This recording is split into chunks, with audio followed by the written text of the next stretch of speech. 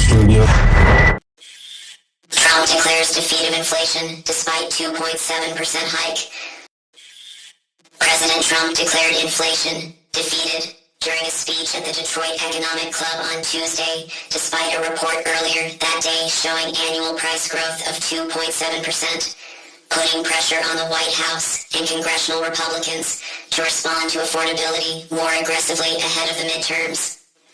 In a roughly 45-minute address in a key swing state that he won in 2024, Trump laid blame on former President Biden for any economic woes being felt by voters, who continued to express concern over stubbornly high prices on everyday goods and food. Joe Biden gave us a colossal stagflation catastrophe, but my administration's rapidly and very decisively ended that, Trump said, saying his administration has achieved the exact opposite of stagflation. While Trump is eager to claim credit for improving an economy that is battling multiple competing factors, the results of his first year in office on the matter have been mixed. The December 2025 annual inflation rate of 2.7% is even with the rate of price growth when Trump was elected in November 2024. Inflation still remains well above the Fed's target of 2% annual price growth, with rising food, energy, and services costs fueling the increase.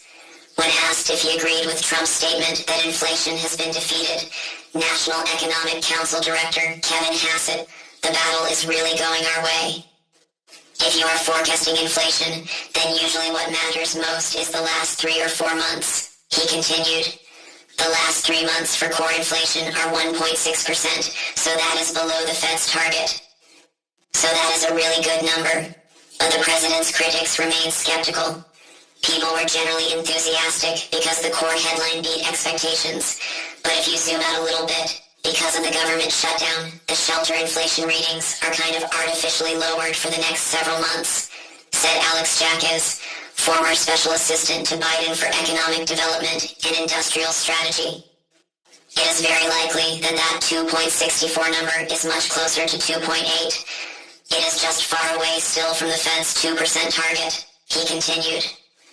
We are not meaningfully bringing inflation down to the levels at which we would like to see them, and it has really been stuck in this range for over a year now. Stephen Kamin, a senior fellow at the right-leaning American Enterprise Institute, said the latest inflation numbers reinforce the impression left by the November numbers that inflation is generally under control.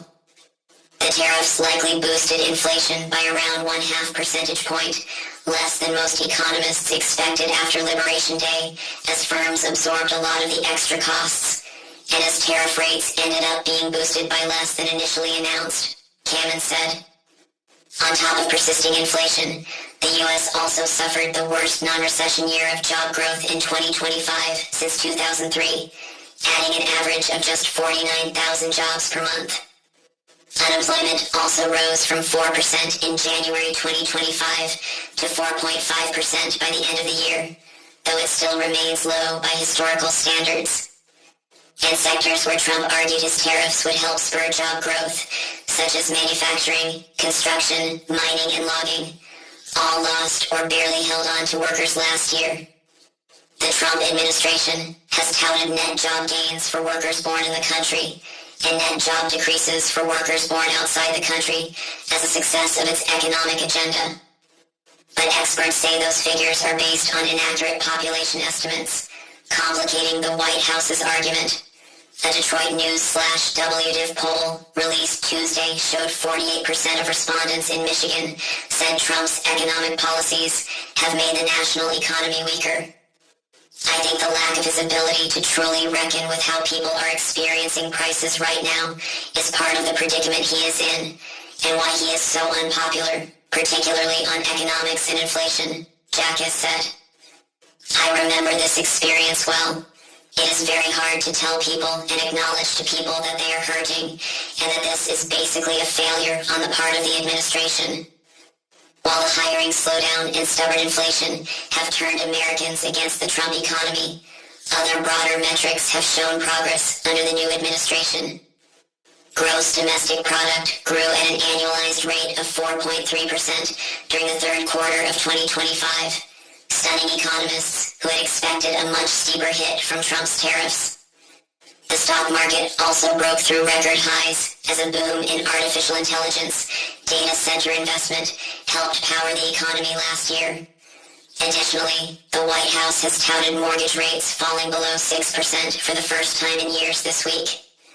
The milestone came after Trump ordered unspecified representatives to buy $200 billion in mortgage-backed securities, which he said last week would drive mortgage rates down.